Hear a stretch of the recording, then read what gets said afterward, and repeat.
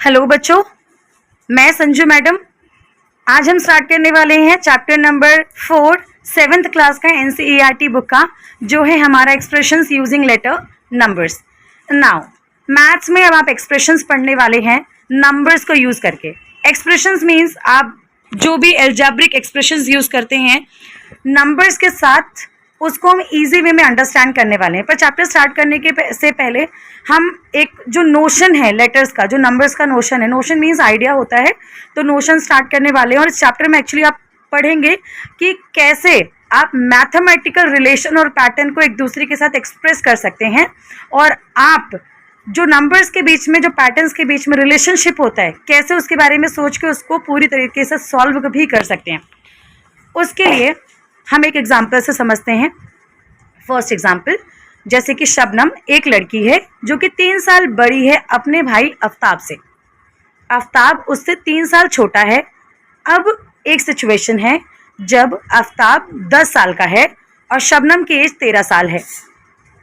जब आफ्ताब 18 साल का हो गया तो शबनम की एज क्या हो सकती है, ये हम देखेंगे एक सोल्यूशन के साथ।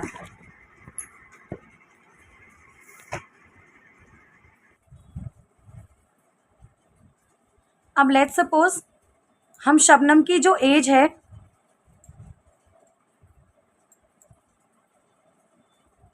लेट्स सपोज हमने शबनम की एज निकालनी है।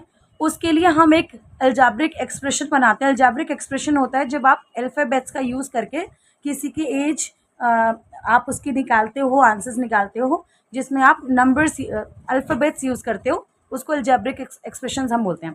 तो यहाँ पे आप लेट्स सपोज जो शबनम को हमने एस ले लिया और आफ्ताब को हमने ए से डिनोट कर दिया। अब आफ्ताब की जो भी एज है उसमें अगर आप 3 प्लस करते हैं तो आपकी शबनम की एज निकल आती है। शबनम की एज निकल आती है। और शबनम की एज, लेट्स सपोज आप कोई भी नंबर, लेट्स सपोज वैल्यू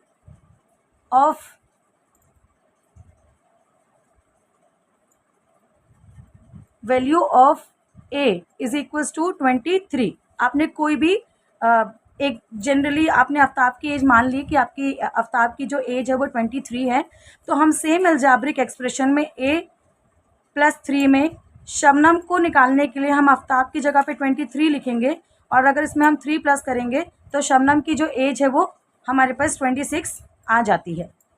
तो इस समय शबनम की जो एज है वो 26 है। सेम हम आफ्ताब की भी निकाल सकते हैं। लेट्स सपोज अब शबनम की एज आ गई, सेम अलजेब्रिक एक्सप्रेशन में जब आप जाते हो तो s is equals to a + 3। अब आपको शबनम की पता है तो वो 26 है, इज इक्वल्स टू आफ्ताब की नहीं पता, यहाँ पे आपने 3 कर दिया। अब 26 में से a 3 के साथ प्लस नहीं होगा तो 3 यहाँ पे आ जाएगा, माइनस हो जाएगा। यहाँ पे प्लस हो रहा था तो ये माइनस हो जाएगा, और आफ्ताब की आप ऐसे निकाल सकते हो। तो 26 - 3 हमारा होता है 23, और आफ्ताब की जो एज है वो 23 आ चुकी है। तो आपने क्वेश्चन में देखा कि जो आफ्ताब है उससे 3 साल ज़्यादा शबनम है, और ये हमने अलजेब्रिक एक्सप्रेशन के थ्रू निकाल दिया है। आई होप ये आपको समझ आ गया था, और नेक्स्ट क्वेश्चन के लिए मिलते हैं नेक्स्ट पार्ट में। Thank you.